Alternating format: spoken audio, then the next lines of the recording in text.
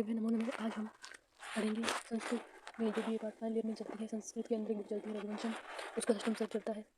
तो आज हम उसके बारे में जानकारी हासिल करेंगे कि उस बुक में क्या है क्या नहीं है। उसके बाद में हम इस बुक को पढ़ना स्टार्ट कर देंगे। देखिए, जो रघुवंशम है वो किसके द्वारा प्रणीत है? कालिदास जी के द्वारा। किसके द्वारा लिखा, किसने लिखा इसको? कालिदास जी ने। रघुवंशम में कुल कितने सर्ग हैं? 19 सर्ग हैं। कुल कितने राजाओं का वर्णन है? 31 राजाओं का उसमें वर्णन कर रखा है।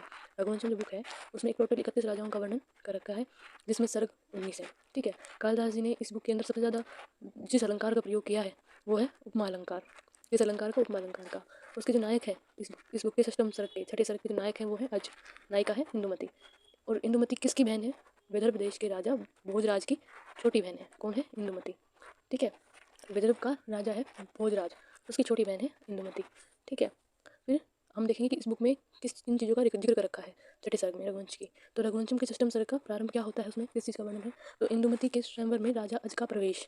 भाई जब इंदुमति का स्वयंवर हो रहा होता है, स्वयंवर चल रहा होता है, तो उस वक्त अज जब प्रवेश करते हैं तो वो किसके समान लगते हैं? उनकी अज की उपमा कर रखी है कि वो कार्तिकेय के समान लगते हैं, कामदेव के समान लगते हैं। तो ऐसे उनके बारे में बता रखा है। फिर उसके बाद में जब इंदुमति स्वयंवर में प्रवेश करती है तो उस वक्त जो राजा है अज के अलावा जो और भी राजा उस स्वयंवर में उपस्थित हैं, उन सभी राजाओं की क्या मनोदशा होती है इंदुमति को देखकर, उसका वर्णन इसमें किया गया है।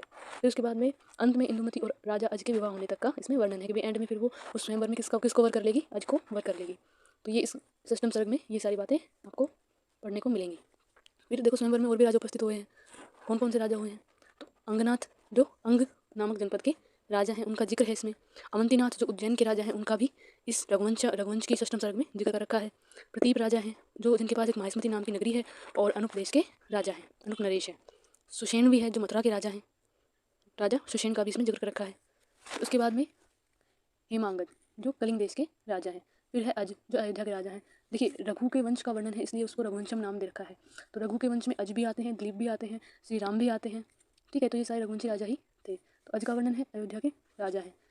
परंतु जो मगध नरेश के राजा है और इनका वर्णन रघुवंशम के छठे सर्ग में जब अज प्रवेश कर जाते हैं उसके बाद सबसे पहले जिन जिन राजाओं के विशेषताओं का वर्णन होता है तो उसमें सबसे पहले परंतप का वर्णन प्रारंभ होता है। एक इसमें पात्र और है, वो है सुनंदा। तो सुनंदा कौन है इस बुक में? इस बुक में सुनंदा है जो प्रमुख द्वार रक्षिका है, उनकी भोज की प्रमुख द्वार रक्षिका है भोज के राज्य में। ठीक है। मतलब जितने भी राजाओं का वर्णन होगा वो सब सुनंदा ही करेगी। सुनंदा ही इंदुमति को बताएगी कि ये राजा ऐसा है, ये राजा ऐसा है, आप इसका वर्णन करोगे कि नहीं करोगे। फिर एक बात है इसमें नोट करने लायक, वो ये कि कालिदास को दीपशिखा की जो उपाधि है वो इसी षष्ठम सर्ग के आधार पर, इसी रघुवंशम के छठे सर्ग के आधार पर दीपशिखा की उपाधि कालिदास को प्राप्त हुई है। एक इसमें यह कि कालिदास ने दीपशिखा की उपाधि कैसे प्राप्त हुई थी? क्योंकि कालिदास ने इंदुमति की उपमा जो है ना वो दीपशिखा से कर रखी थी। ये इंदुमति दीपशिखा के समान लगती है, तो इसलिए जो कालिदास हैं उनको भी दीपशिखा की उपाधि मिल गई थी। कुल इसमें अगर हम उसकी बात करें श्लोकों की, कितने श्लोक हैं छठे सर्ग में, तो मैं कहूँगी कि 86 श्लोक, 86 श्लोक जो है ना वो इस छठे सर्ग में रघुवंशम में टोटल हैं, जिनको हम पढ़ेंगे। इस बुक को भी हम पढ़ेंगे। इस विषय के बारे में जो इंपॉर्टेंट जानकारी थी वो मैंने दे दी है। ये बुक हर तरीके से आप किसी भी कॉम्पिटिशन लेवल का एग्जाम देते हो तो उन सब में ये इंपॉर्टेंट आती है। कहीं ना कहीं इस बुक से कोई ना कोई रिलेटेड क्वेश्चन ज़रूर आता है, इसलिए आप इसको आपके लिए जानना बहुत आवश्यक है। एक बार फिर से देख लीजिए। रघुवंशम छठा सर्ग, कुल श्लोक 86, किसके द्वारा प्रणीत है? कालिदास जी के द्वारा। रघुवंशम कुल कितने सर्ग हैं इसमें? 19 सर्ग हैं। कुल कितने राजा हैं? 31 राजाओं का वर्णन है। उपमा अलंकार, नायक अज, नायिका इंदुमति।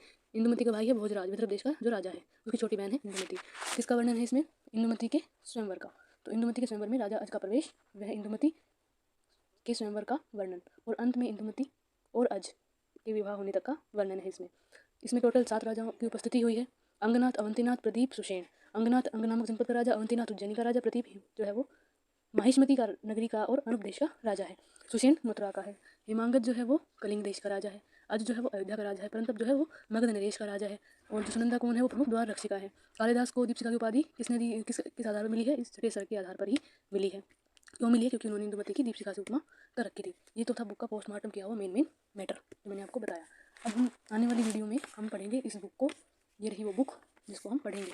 हो सके तो आप भी इसकी बुक लेके आइएगा, क्योंकि ये बुक बड़ी इजी लैंग्वेज में बता रखी है। इसमें बहुत बातें इजी लैंग्वेज समझा रखी है, तो समझने की बहुत आसान हो जाएगा।